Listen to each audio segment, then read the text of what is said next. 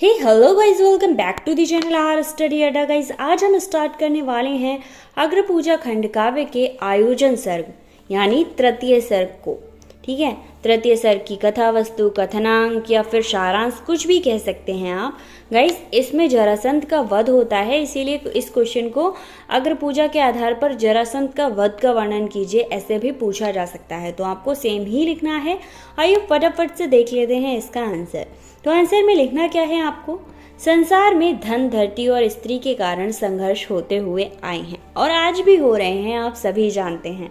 किसके कारण? रुपए, जमीन और स्त्री यानी औरत के कारण। कौरव धन और धरती के पीछे ही पागल थे और पांडवों ने सोचा कि नारी द्रौपदी कहीं उनके पारस्परिक संघर्ष का कारण न बने, अतः नारद जी की सलाह से उन्होंने द्रौपदी को एक एक वर्ष अलग अलग रखने का, मतलब एक साथ नहीं, एक वर्ष एक भाई के पास रहेंगी, एक वर्ष एक भाई के पास रहेंगी का डिसीजन लिया था।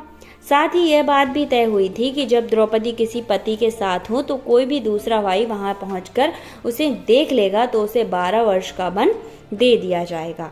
तो गाइस यहाँ पर स्त्री मतलब जो कौरव थे वो किसके पीछे थे? धरती के पीछे पागल थे और पैसे के पीछे पागल थे, और जो पांडव थे वो चाहे जाने अनजाने में कहीं ना कहीं स्त्री के लिए ही सबसे लड़ते जा रहे थे। अब इसके बाद एक दिन चोरों से एक ब्राह्मण की गाय चुरा ली। एक दिन चोरों ने एक ब्राह्मण की गाय चुरा ली।